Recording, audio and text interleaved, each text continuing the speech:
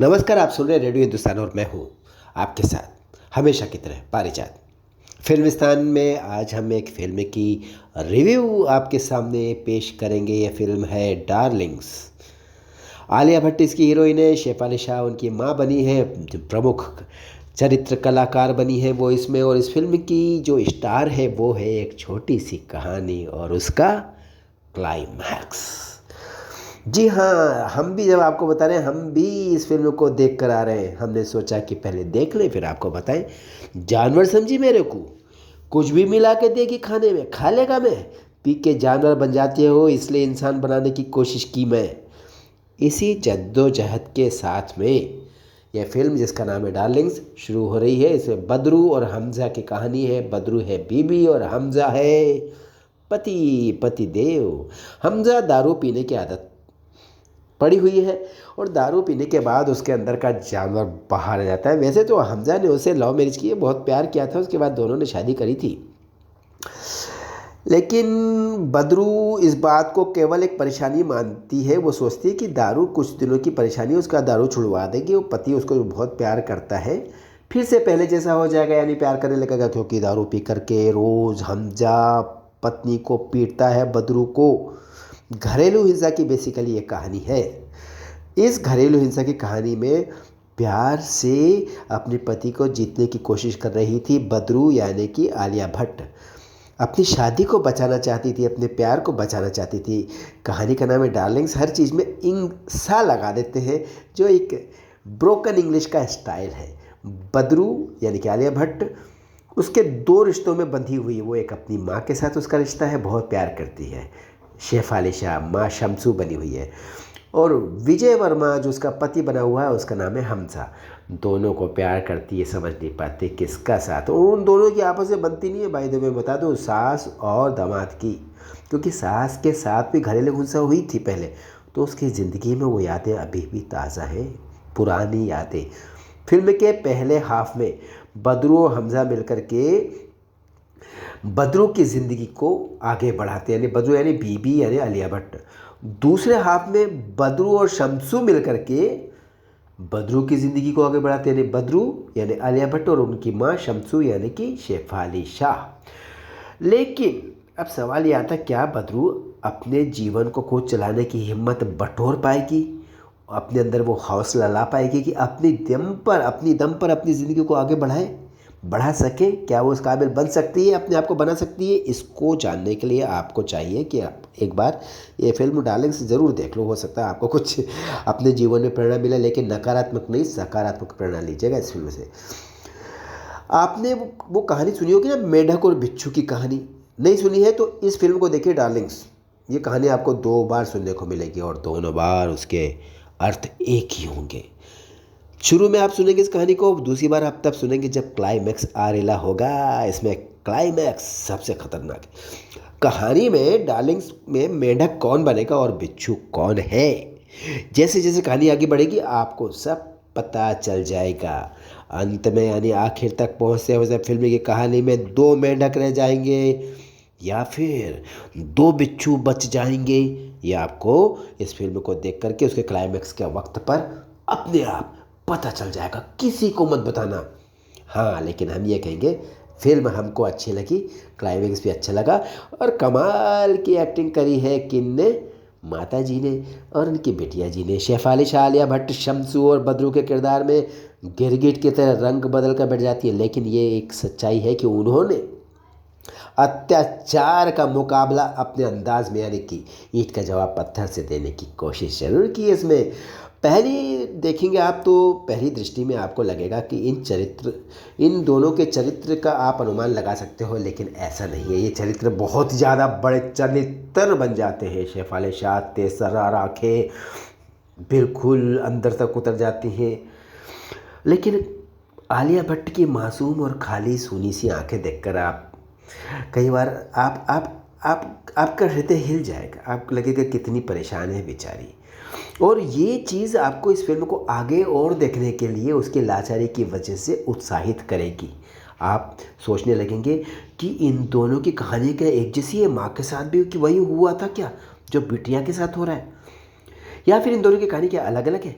विजय वर्मा बहुत अच्छे बने, शरीफ बेवड़ा बने, लेकिन पीने के बाद वो पति के किरदार के साथ, यानी जो पीटू चरित्र में होता है, यानी पत्नी को पीटता है दारू पी करके, तो वो बढ़िया कर ली उन्होंने, लेकिन अति रेक में नहीं दिखाया है। यानी कि जो देखेंगे आप उसमें बहुत ज़्यादा खून खराबा नहीं है। इंजॉय करने के लिए आप देखिए, आनंद देखिए। सपोर्टिंग किरदार में इसमें रोशन मैथ्यू है, लेकिन उनके लिए जो पटकथा का जो हिस्सा रखा गया है बहुत कम है, ज़रा सा है। इस कहानी में एक प्रॉप की तरह सपोर्टिंग किरदार के रोल में दिख रहे हैं रोशन मैथ्यू। फिल्म के बाकी सपोर्टिंग किरदार किरण कर्माकर, राजेश शर्मा जी कसाई बने हुए हैं, जो कि इनकी मम्मी शमसू के मित्र हैं, मतलब सहानुभूति मुसीबत के दोस्त हैं। ऐसा किरण कर्माकर नीचे है, जो कि फिल्म में हमेशा एक पूरी फिल्म में दिखती रहती है, अपना ब्यूटी सेल चलाती है, लेकिन उनका आंखें सामने अपने क्लाइंट पर और कान उनके लगे होते ऊपर पहले फ्लोर पर, जहाँ पर रहती है बदरू, जहाँ से रोज़ लड़ाई की आवाज़ें आती हैं। लेकिन फिल्म आप देखेंगे तो आपको आनंद तो आएगा, क्योंकि लगातार जब आप देखने बैठेंगे तो आखिरी तक देखते रह जाएंगे। तकनीकी पक्ष की बात कर ले तो डायरेक्टर के नज़रिए से हम देखेंगे, जसमीत कैरीन की पहली डेब्यू फिल्म है, और कहा जाए तो एक हद तक ये एक सफल फिल्म है, अच्छी लगी। डार्लिंग्स में कुछ कमज़ोरियां हैं, पर वो कमज़ोरियां कहानी में नहीं है, पर्दे पर दिख जाती हैं, पर उससे कोई ज़्यादा फ़र्क पड़ता नहीं है। पहला हाफ जो फिल्म का है वो एक ड्रामा जैसा बनकर के हर सेकंड हर फ्रेम में आपको फिल्म के साथ जोड़े रखने के प्रयास में लगा रहता है। इंटरवल के बाद फिल्म तेज़ी से छूटती भागती दौड़ती नज़र आती है। आप अगर ध्यान करके देखेंगे तो जसलीन का निर्देशन जो है बहुत अच्छा रहा है सेकंड हाफ में। अधपकी सी डार्क कॉमेडी भी इसको दिलचस्प बना देती है सेकंड हाफ में। संवाद तो बढ़िया है। डार्लिंग्स की जो कमियां जो कुछ कुछ आपको इधर उधर नज़र आएंगी, उनको बेहतर किसने बनाया? इस फिल्म के संवाद ने। संवाद अच्छे हैं, अच्छे लगते हैं, मतलब बहुत बहुत स्पेशल नहीं है, लेकिन वो अपनी सिचुएशन के मुताबिक फिट है।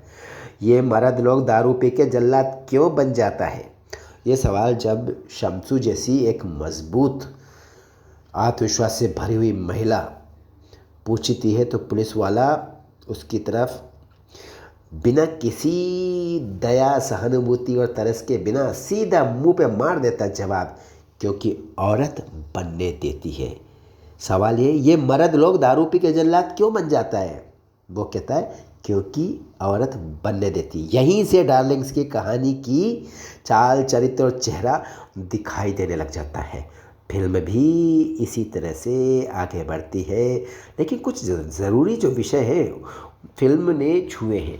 मैं कमीना हूँ लेकिन मेरा प्यार कमीना नहीं है। भाई साहब डायलॉग बढ़िया है। मैं कमीना हूँ लेकिन मेरा प्यार कमीना नहीं है। सोचो, प्यार नहीं करता तो मारता क्यों? तुम प्यार नहीं करती तो सहन क्यों करती? बात में दम है। फिल्म में जब हमजा यानी जो पतिदेव है अपनी डार्लिंग्स यानी जिससे उन्हें शादी के प्रेम विवाह यानी कि बदरू को जब ये डायलॉग बोलते हैं तो वो एक लड़ाई लड़ती है दिल में और दर्द में। उसकी लड़ाई एक दुविधा की लड़ाई होती है, दिल की बात माने या दर्द की बात माने। दिल में ज़िंदगी का प्यार है और दिल में ज़िंदगी का दर्द भी है जो रोज़ पिट करके उसको मिलता है। दर्द हमजा हर रात जब पति वहशी जानवर बन जाता है तो सहकती है, लेकिन फिर भी दिल ही दिल में उसे प्यार भी करती है। ये एक अजीब सी हैरत अंगेज़ हालत है। आदमी किसी से अगर प्यार कर ले तो क्या उस प्यार को उसने पक्की तौर पर टेकन फॉर ग्रांटेड ले लेना चाहिए, बिना इस बात को सोचे हुए कि वो प्यार कितना सच्चा है और कितना अच्छा है और कहाँ तक पक्का है। इस बारे में आप इस फिल्म को देखिए और अपनी ज़िंदगी को देखिए, फिर आप खुद ही फैसला कर लीजिए। घरेलू हिंसा को बहुत अच्छी तरह से दिखाती है फिल्म डार्लिंग्स। इसमें ये भी बताने की कोशिश की गई है कि फिल्म को वैसे हल्का करके दिखाया है, यानी कि असली मारपीट खून खराबा नहीं दिखाया है, लेकिन आपको अंदाज़ा लग जाएगा कि दर्द तो जोरदार है। पड़ोसियों को मारपीट की आवाज़ सुनने का और उस समय घर में म्यूज़िक को बढ़ा देने का ताकि पड़ोसियों को आवाज़ न जाए। ये भी एक अच्छी शैली है। घरेलू हिंसा में अक्सर ऐसा देखने में आता है। मियाँ बीवी के बीच फिर भी पड़ोसी दखल नहीं देते, ये भी एक जीवन का सत्य है। घरेलू हिंसा सहते हुए पत्नियां पुलिस के पास कभी शिकायत दर्ज करने नहीं जाती, ये भी एक सच्चाई दिखाई है। लेकिन कोई ऐसा पड़ोस में हो सकता है, कोई ऐसा घर में आने वाला हो सकता है जो इसको देखे इस घरेलू हिंसा को और फिर अपने ऊपर काबू नहीं पाए और पुलिस के पास चला जाए और बता दे कि इस घर में हो रही है हिंसा, डोमेस्टिक वायलेंस। माता पिता का मानना है कि तलाक का ठप्पा तो औरत के लिए बड़ा मुश्किल है, यानी तलाक ना हो। पुलिस तलाक की सलाह तो देती है, लेकिन मम्मी डैडी कहते हैं भाई मिलजुल के काम चला लो यार। सबके देखो डायलॉग उनका क्या होता है, सबकी ज़िंदगी में मारपीट चलती रहती है भाई, मनभेद हो सकता है, मतभेद मत करो। वाह वाह। घरेलू हिंसा से लड़ने के लिए दो अलग अलग समाधान आपको दोनों तरफ से मिलते हैं, एक तो पुलिस की तरफ से, एक आपके अपने परिवार की ओर से, मम्मी डैडी की ओर से। बदरू घरेलू हिंसा से जूझ रही है, फिर भी पति को एक चांस देना चाहती है और वो मानती है कि ये जो मेरे साथ मारपीट हो रही ना, डोमेस्टिक वायलेंस, से दारू की वजह से हो रही। पति तो बड़ा सीधा बकरी का बच्चा, प्यारा सा भोला बाला, लेकिन ऐसा है नहीं। बाद में बद्रू को ये बात पता चल जाती। बद्रू की मम्मी शुरू से ही उसको दो ऑप्शन दे रही है, या तो पति को मार दे या उसको छोड़ दे, नहीं तो मरेगी एक दिन तू, लगातार कहती रहती है। बेचारी वो समझ नहीं पाती। म्यूज़िक ने अच्छा साथ दिया है फिल्म का, यानी फिल्म जब चल रही है तो उसके साथ साथ म्यूज़िक बजाया बहुत बढ़िया है। गुलजार साहब ने तो कलम का जादू बिखेरा है इसमें, बताने की तो ज़रूरत नहीं गुलजार साहब के बारे में। डार्लिंग्स का जो टाइटल ट्रैक है उसमें गुलजार साहब की राइटिंग आपका साफ देखिए, मज़ा आएगा टाइटल ट्रैक सुन के, उसके शब्दों पर गौर फरमाइएगा। दो गाने का म्यूज़िक दिया है विशाल भारद्वाज ने और इन दोनों गानों में विशाल भारद्वाज की छाप आपको दिखेगी अच्छी तरह से। फिल्म में इन गानों का असर पड़ता है और ये फिल्म को ज़्यादा गंभीर बना देते हैं ये दोनों गाने। और पर गाने सुनकर के आपको फिल्म का मूड आपको लगने लगेगा अच्छा है, हल्का है, चलेगी।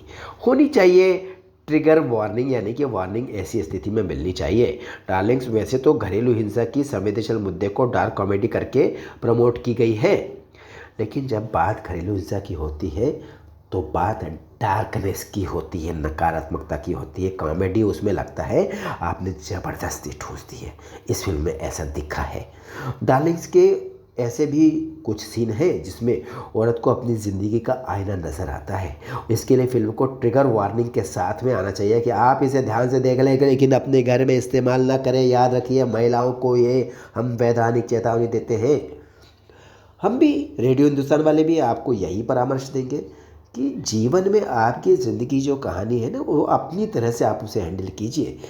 ज़रूरी नहीं कि डायलॉग्स का जो क्लाइमैक्स है आप उसको वैसा का वैसा अपनी ज़िंदगी में उतार दें। जी बिल्कुल ज़रूरी नहीं, फिल्म फिल्म है, लाइफ लाइफ है।